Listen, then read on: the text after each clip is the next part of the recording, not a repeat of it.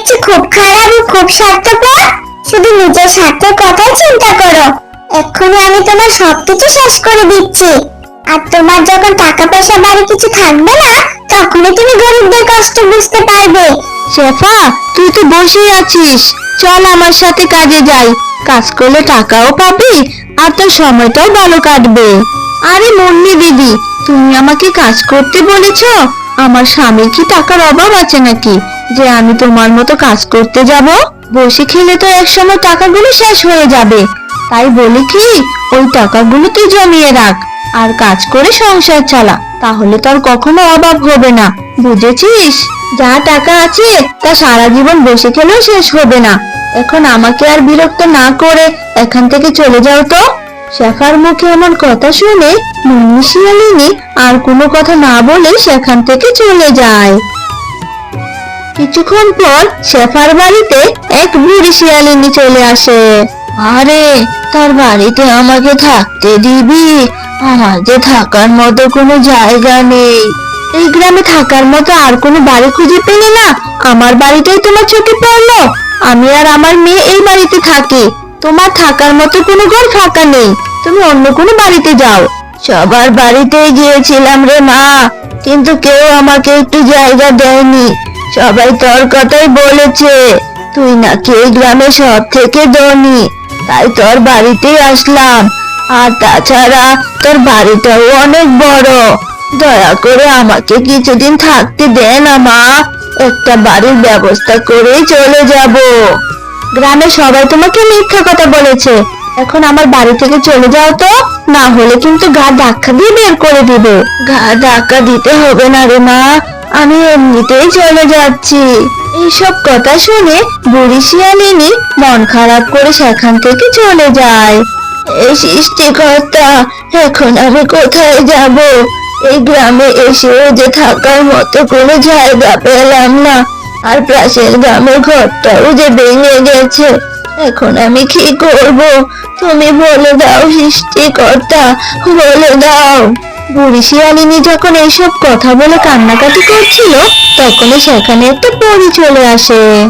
বুড়িমা, ও বুড়িমা, কি হয়েছে তোমার? তুমি এভাবে কাঁদছো কেন? তখন বুড়ি শিয়ালিনী পরীকে সব কথা খুলে বলে, আর সবটা শুনে পরীর বুড়ির জন্য অনেক মায়া হয়। কেঁদো না বুড়িমা, কেঁদো না। গ্রামের কেউ তোমাকে সাহায্য না করলেও আমি তোমাকে সাহায্য করব। এই নাও জাদুর মিষ্টি গাছের চারা। এই চারা মাটিতে রোপণ করার সাথে সাথেই বড় একটা গাছে পরিণত হবে, আর সেই গাছে অনেক মিষ্টি ধরবে।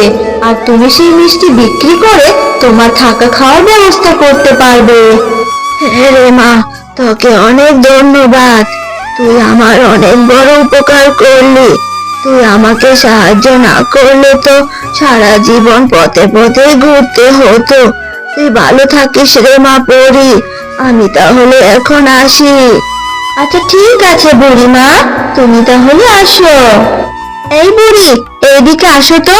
আমার বাগান থেকে আবার গাছের চারা চুরি করে নিয়ে যাচ্ছ নাকি? না রে মা, আমি গরিব হতে পারি কিন্তু চোর না।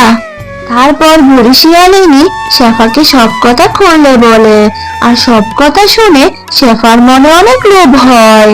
আরে বুড়িমা, আমি তো তোমার সাথে মজা করছিলাম। বুড়িমা জানো, আমার স্বামী মারা যাওয়ার পর থেকে আমার মাথা মাঝে মধ্যেই কাজ করে না, কখন কাকে কি বলি মনেই থাকে না। বুড়িমা, আমি তোমার সাথে অনেক খারাপ ব্যবহার করেছি, তুমি আমাকে ক্ষমা করে দাও। আর আজ থেকে তুমি আমার বাড়িতেই থাকবে। আচ্ছা ঠিক আছে রে মা, তোকে আমি ক্ষমা করে দিলাম, আর তোর বাড়িতেই আমি থাকবো। এবার তুই মিষ্টি গাছের চারাটা তোর উঠোনে লাগিয়ে দে তো দেখি। হ্যাঁ বুড়িমা, আমি এক্ষুনি লাগিয়ে দিচ্ছি। তারপর শেফা শিয়ালিনী চারাটি উঠোনে লাগিয়ে দেয়, আর সাথে সাথেই চারা থেকে বড় একটা মিষ্টি গাছে পরিণত হয়ে যায়। দেখি বুড়িমা, আমি কি স্বপ্ন দেখছি নাকি বাস্তব? গাছে এতগুলো মিষ্টি ধরেছে, আমি তো বিশ্বাসই করতে পারছি না। হ্যাঁ রে মা, পরীর কথাই সত্যি হলো। এখন কিছু মিষ্টি পেড়ে দে তো দেখি, পরীকে দিয়ে আসি। যার জন্য এই মিষ্টি গাছটা পেয়েছি তাকে এক প্লেট মিষ্টি খেতে দিব। বুড়িমা, এই মিষ্টিগুলো পরীকে দিয়ে আসো, আর বাকি মিষ্টিগুলো পেরে আমি বাজারে নিয়ে যাই, কেমন? আচ্ছা ঠিক আছে রে মা। কি বুড়িমা, তুমি কষ্ট করে আবার মিষ্টি আনতে গেলে কেন? তুই আমার এত বড় উপকার করেছিস, আর তোকে মিষ্টি না দিয়ে কি থাকতে পারি? এখন থেকে তোকে প্রতিদিন মিষ্টি দিয়ে যাব। তুই ডাকার সাথে সাথে এখানে চলে আসবি কিন্তু। আচ্ছা ঠিক আছে বুড়িমা। এরপর পরি মিষ্টি নিয়ে চলে যায়, আর বুড়ি শিয়ালিনীও বাড়ি চলে আসে। একদিন হঠাৎ করে বুড়ি শিয়ালিনী অসুস্থ হয়ে যায়। দাদু, ও দাদু, এত বেলা হয়ে গেল, তবুও তুমি বিছানা থেকে উঠছো না কেন? আজ আমার শরীরটা খুব খারাপ লাগছে রে দিদি ভাই। তোর মা কোথায় গেছে বলতে পারিস? মা তো বাহিরে তোমার মিষ্টি গাছ থেকে মিষ্টি পাচ্ছে।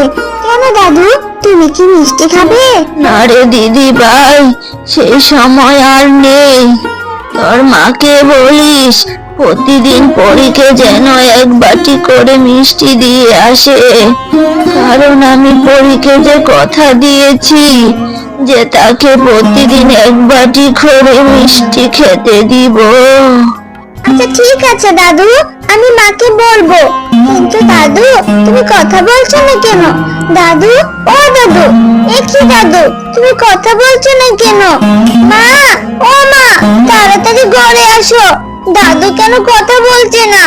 ধীরে ধীরে এত জোরে জোরে চিৎকার করছিস কেন? ঘরে কি ইঁদুর ঢুকেছে নাকি? হ্যাঁ, কি হয়েছে বলতো? তারপর জিনি শেফাকে সব কথা খুলে বলে। কি, বুড়ি তো মারা গেছে, তাহলে কথা বলবে কি করে? আর বুড়ির কথা রাখতে আমার বলেই গেছে। বুড়ি মারা গেছে ভালোই হয়েছে বাবা, এখন থেকে মিষ্টি বিক্রি করে সব টাকা আমি নিব, কাউকে কোনো ভাগ দিতে হবে না। ভালোই হয়েছে। কিন্তু মা, তুমি দাদুর শেষ কথা রাখবে না? তাহলে তো দাদুর মনটা অনেক খারাপ হবে। চুপ কর তো, দিন দিন বেশি কথা বলতে শিখেছিস। এখন কথা না বলে এখান থেকে যা, বাইরে গিয়ে বন্ধুদের সাথে খেলা কর।